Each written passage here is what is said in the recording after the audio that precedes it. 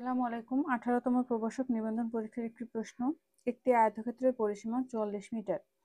এর দৈর্ঘ্য প্রস্থ অপেক্ষা 4 মিটার বেশি। উহার দৈর্ঘ্য ও প্রস্থের অনুপাত কত হবে? ধরি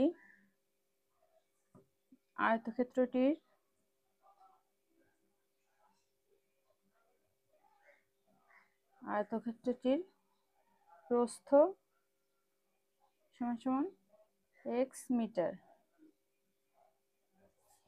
অতএব আয়তক্ষেত্রটির দৈর্ঘ্য কত হবে? দৈর্ঘ্য কত বলছে? প্রস্থ অপেক্ষা 4 মিটার বেশি, তাহলে x প্লাস 4 মিটার। প্রথমত কি আমরা জানি আয়তক্ষেত্রের পরিসীমার সূত্র কি? 2 ইন্টু দৈর্ঘ্য যোগ প্রস্থ। দৈর্ঘ্য আছে x প্লাস 4, প্রস্থ আছে x, সমান সমান পরিসীমা কত? 44 মিটার। 44।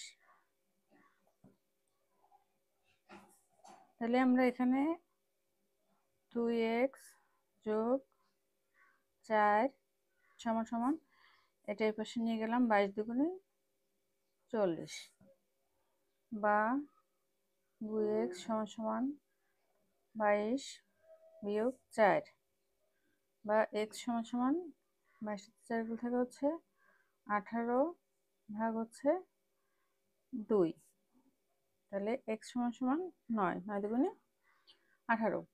এবার কি বলছে যে দৈর্ঘ্য প্রস্থের অনুপাত বলছে। অতএব অনুপাত সমান সমান দৈর্ঘ্য কত? x plus 4 is to x। তাহলে x এর মান পাইছে কত? 9 যোগ 4 ইস্টু 9, 9 4 13 ইস্টু 9।